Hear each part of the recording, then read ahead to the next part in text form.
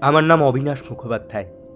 বীরভূমের সরকারি মানসিক চিকিৎসালয়ের, আপনারা যাকে মেন্টাল অ্যাসাইলাম বলেন, সেখানকার আমি স্টুয়ার্ড। ঠাকুরমশাই, আমি সহজে কাউকে পাগল বলি না। আমার কাজটাই হচ্ছে অসংলগ্নতা আর মানসিক ব্যাধির মধ্যে পার্থক্য করা। আমার ছেলে অনিমেষ, আমি নিজেই ওকে আমাদের অ্যাসাইলামে ভর্তি করিয়েছি। হ্যাঁ, আমি। কারণ ওর আচরণ স্বাভাবিক ছিল না।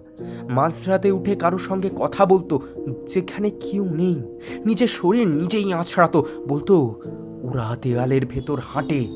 আমি ভাবছিলাম ডিলিউশন, শ্রবণ ভ্রম, যেগুলো আমি প্রতিদিন দেখি আর কি। হো, আপনারাও চলে এসেছেন। চলুন তাহলে, আপনারাও ঘুরে আসবেন আমার হাসপাতাল থেকে, যেখানে আমার ছেলে অনিমেষ সহ আরও 6 জন রয়েছেন অস্বাভাবিক আচরণে। কেন করছে এরকম? কারণ জানতে হলে শুনতে হবে তারানাথ তান্ত্রিক ও দেবী একজটার অভিশাপ। শীঘ্রই আসতে চলেছে শুধুমাত্র গপ্প দাদুর ঝুলিতে। আমি অরিত্র রয়েছি অবিনাশের ভূমিকায়।